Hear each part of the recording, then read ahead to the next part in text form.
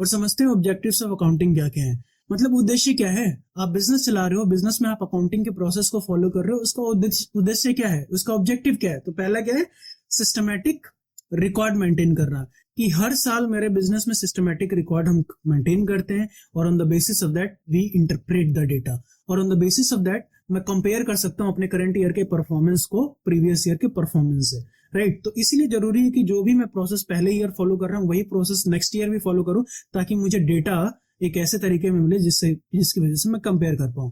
फिर और उद्देश्य क्या है, कैलकुलेट करना प्रॉफिट या लॉस, है ना। बिजनेसमैन हमेशा चाहता है कि वो देखे कि उसका बिजनेस सही से काम कर रहा है या नहीं कर रहा है, यानी प्रॉफिट अर्न करके दे रहा है या नहीं दे रहा है। अगर उसका बिजनेस प्रॉफिटेबल नहीं है तो क्या होगा, क्या वो कंटिन्यू करेगा, नहीं करेगा। लॉस कौन करना चाहता है for a longer period of time with the same business, right. Third है to determine financial position. Business में अकाउंटिंग के प्रोसेस के थ्रू एट द एंड हम समराइज करते हैं जब डेटा, तो हम प्रॉफिट एंड लॉस अकाउंट बनाते हैं ताकि बिजनेस के प्रॉफिटेबिलिटी का पता चल पाए, और उसके अलावा हम बनाते हैं बैलेंस शीट ताकि बिजनेस की वैल्यू का पता चल पाए। तो ये भी एक ऑब्जेक्टिव है बिजनेस का, बिजनेस में अकाउंटिंग प्रोसेस का। Then to provide useful financial information. At the end का क्या काम है हमारा, जो भी हम अकाउंटिंग इन्फॉर्मेशन को रिकॉर्ड कर रहे हैं या अकाउंटिंग इन्फॉर्मेशन को मेंटेन कर रहे हैं, उसका एक ही काम है कि उसको हम शेयर करें किसके साथ, यूजर्स के साथ। और यूजर्स क्या है, इंटरनल और एक्सटर्नल। सो हमारा मेन ऑब्जेक्टिव है to provide useful information to the users so that they can take the decision. We are going to discuss what are the different functions of accounting. Function का क्या मतलब है, देखो जो ही business का process है वही उसका ऑब्जेक्टिव है, मतलब वही अचीव करना है, सिंपल सी बात है।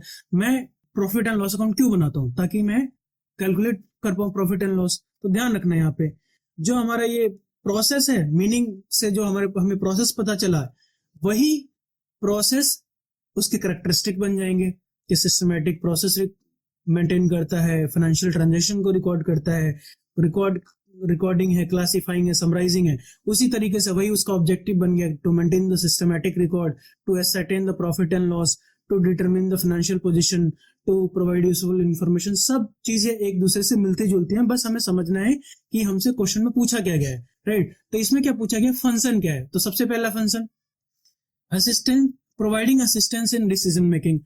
बिजनेसमैन को इंफॉर्मेशन क्यों चाहिए, वो क्यों जानना चाहता है कि बिजनेस प्रॉफिटेबल है या लॉस में।